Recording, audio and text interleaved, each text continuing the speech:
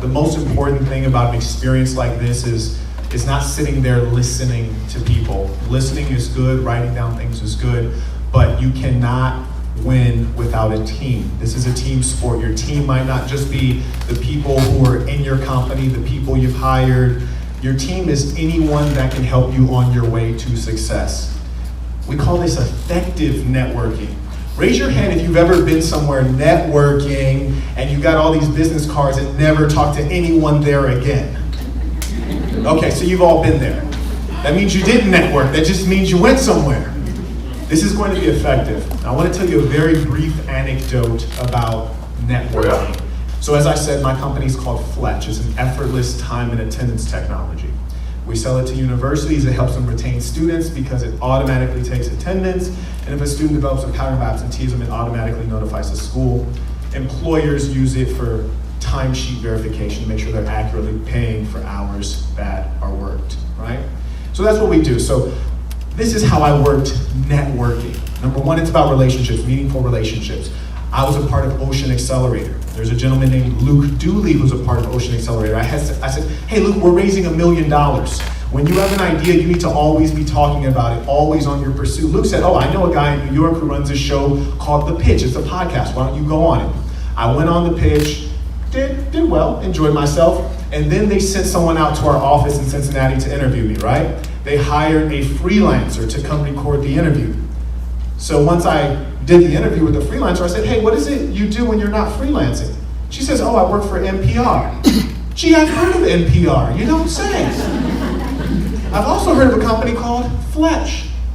I'd love to tell you about it, but I already told you about it. Do you think there's anyone at NPR who might be interested? She said, yeah, sure. They might want to have you on our tech special. So then we go and we do a tech special on NPR. Guess what I turned around and did again? More networking, meaningful, effective networking. Then I said to the lady who interviewed me at NPR, I said, gee, you know, we sell this to higher education and we sell it to employers.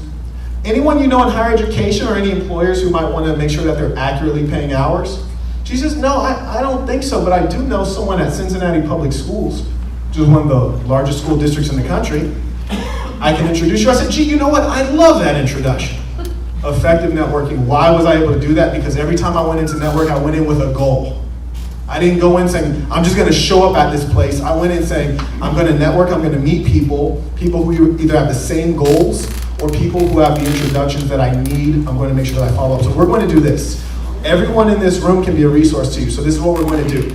How much time do we have left? We're going to spend 10 minutes, that's right. You're going to do the following 4 things, which are critical. First one, identify an aspirant at your stage, meaning someone who can be a partner. You might not be working on the same business, but you're at the same stage. You can meet up in Starbucks and say, hey, work on your thing, I'm going to work on my thing, let's compare notes. Create a follow-up commitment. This is the most critical piece, meaning you have to do something. When I said come on down to the front row, that's doing something. This game is about doing something. Please end your conversation now. We are returning to the group format. So we're going to do a little bit of share out. Do we have someone else who has one simple thing they can do to move forward on their idea? Because I remember when I said who has an idea, everyone had one. So everyone should have a next step on how you can move your business forward. Just one thing you're going to do. What I was telling Greg, and what I'd love his help with, is I'm planning on doing demos starting this month. I want people to see my demo, and I want to hear what their words are. I want to hear how they're connecting with it, and that's what I think is going to move things forward. Preach, you're right, because it's all about making sure you can satisfy your customer, right? And shortly, I'm going to send you off on a break, and you're going to do some networking. And you might remember, you should have a goal when you go into that networking. I know for me, I'm working on a book right now. Guess who I want to talk to? Exactly. And I've already kind of earmarked that in my mind. I'm going to go talk to Heather.